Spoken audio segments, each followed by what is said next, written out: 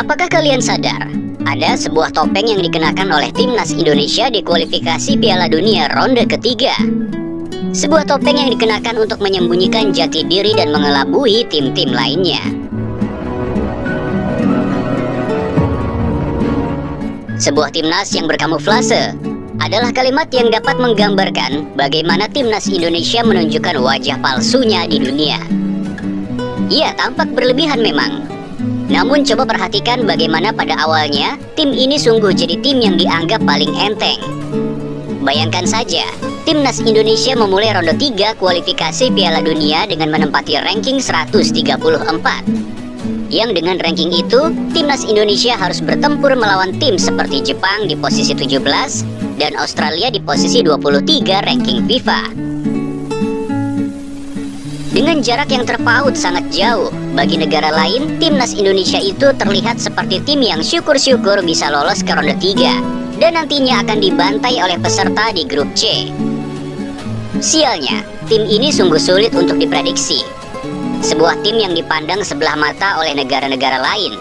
Namun dari dalam, mereka sungguh punya mimpi gila untuk menembus impian Piala Dunianya. Timnas Indonesia bahkan seperti tak peduli bagaimana pandangan remeh dari negara lain. Maka jangan heran, pidato We Believe dari Jay Itzes seperti membawa pesan yang begitu mendalam. Nobody believes in us, but we believe! We believe! Biarkan dunia merendahkan kita. Biarkan tak ada yang percaya jika timnas Indonesia akan berhasil menembus Piala Dunia. Namun satu-satunya yang harus percaya adalah kita, bangsa Indonesia. Karena hanya kita yang mampu menghidupkan keyakinan ini hingga menjadi kenyataan. Jelas terlihat jika timnas Indonesia ingin jadi negara pertama yang dengan ranking 100-an FIFA namun mampu tembus ke Piala Dunia. Ya, timnas ini jelas sedang berkamuflase agar seolah-olah terlihat lemah. Namun saat negara-negara lain mencoba menganalisis tim ini dengan lebih serius, maka yang terjadi adalah kekhawatiran dan ketakutan jika negaranya akan jadi korban dari sebuah tim yang sedang berkamuflase. Arab Saudi sudah menjadi korban pertama, bahkan sampai menumbalkan pelatih sekaliber Roberto Mancini. Dan Australia juga menjadi korban selanjutnya dengan mengganti pelatih mereka. Bayangkan saja, mau mencari di mana ada timnas yang ranking FIFA-nya 3 digit tapi punya market value gila-gilaan, yaitu hampir mencapai setengah triliun rupiah. Yang angka itu berkali-kali lipat di atas Bahrain dan China yang masing-masing memiliki market value 158 miliar dan 174 miliar. Yang membuat tim-tim dari negara lain semakin yakin jika timnas Indonesia sedang berkamuflase, yaitu apalagi kalau bukan soal karir dari para pemainnya. Bayangkan saja betapa terkejutnya mereka saat pertama kali mencari tahu jika ternyata kapten timnas Indonesia yaitu Jay Itzes merupakan pemain yang bermain di Serie A. Walaupun ada beberapa komentar yang sedikit membuat kita tertawa. Kemudian ada Marcel Hers, pemain muda yang bermain untuk tim papan atas Liga Belanda yaitu FC Twente. Yang pemain ini punya market value sangat tinggi, yakni 156 miliar. Atau bahasa kasarnya, Mei seorang diri saja, harga pasarnya bahkan setara dengan seluruh pemain di timnas Bahrain. Juga ada Kelvin Verdonk, seorang fullback kiri yang menjadi andalan dari tim kuat Liga Belanda, yaitu NEC Nijmegen.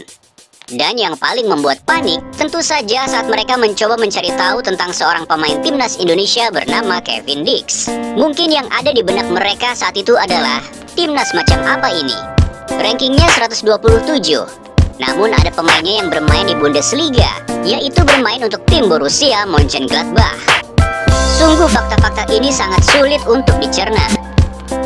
Selain itu yang membuat timnas Indonesia semakin sempurna dengan kamuflasenya, tentu saja ada si pemikir di belakang layar yang siap meramu dan menemukan cara terbaik untuk meloloskan timnas Indonesia dari grup C.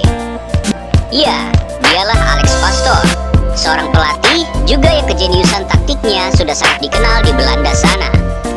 Dia merendah saat ditanya apakah kamu yang menjadi asisten Kluivert atau Kluivert yang menjadi asistenmu, dan Alex Pastoor menjawab, ben jij assistent assistent van Kluivert of is Kluivert assistent van jou? Ik assistent van hem. Ja? Daar klinkt twijfel in door. Serieuze trainer dan. Ya, walaupun kita semua tahu jika Sir Alex lah yang nantinya akan berjibaku dengan idenya untuk menemukan dan menyusun taktik terkuat bagi timnas Indonesia. Kemudian hal yang membuat timnas Indonesia semakin sulit untuk dianalisa adalah akan kembalinya si tembok tinggi yaitu Elkan Bagot.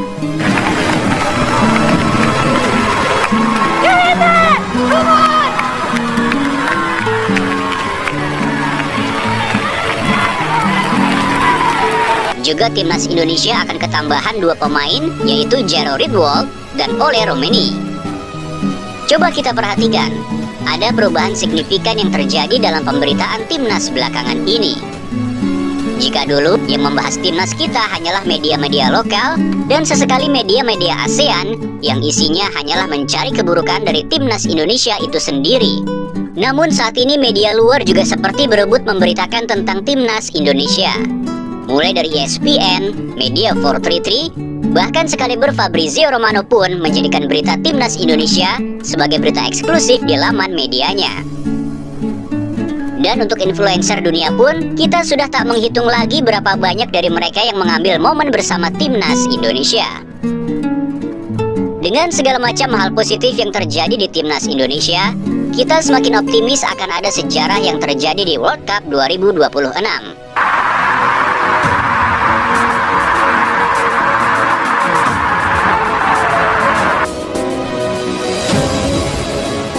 Ya, kita akui, timnas ini memang ambisius dengan impiannya. Namun bukan tim ambisius yang menghalalkan segala cara.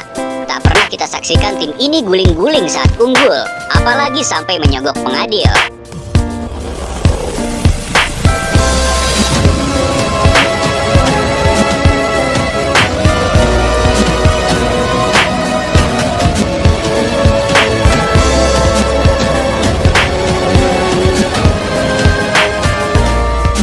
Jujur melihat gebrakan tim ini, tampaknya mereka bukan lagi mengincar posisi 3 ataupun 4, melainkan posisi runner-up, yaitu sebuah tiket untuk langsung lolos ke panggung impian Piala Dunia. Vibe negara ini pun sudah terasa seperti vibe-nya Piala Dunia. Jika dulu kita hanya menyaksikan timnas bermain yaitu di jam 7 malam ataupun sore, namun sekarang, waktu menyaksikan timnas Indonesia yang bermain away rasanya seperti menyaksikan laga UCL ataupun World Cup. Baik itu hujan-hujanan,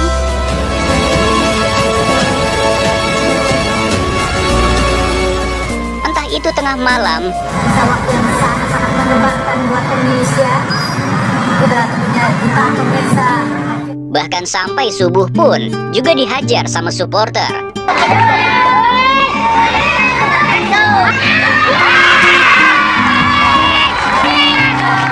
Saking excitednya mereka untuk menyaksikan timnas kebanggaan mereka bertanding.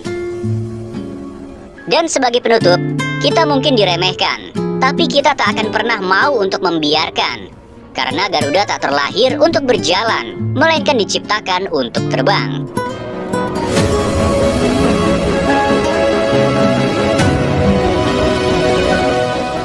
Dapatkah timnas Indonesia membuat sejarah yang akan mencengangkan dunia? Yaitu negara pertama dengan peringkat 100-an FIFA yang mampu tembus ke Piala Dunia. Biarkan waktu yang menjawabnya.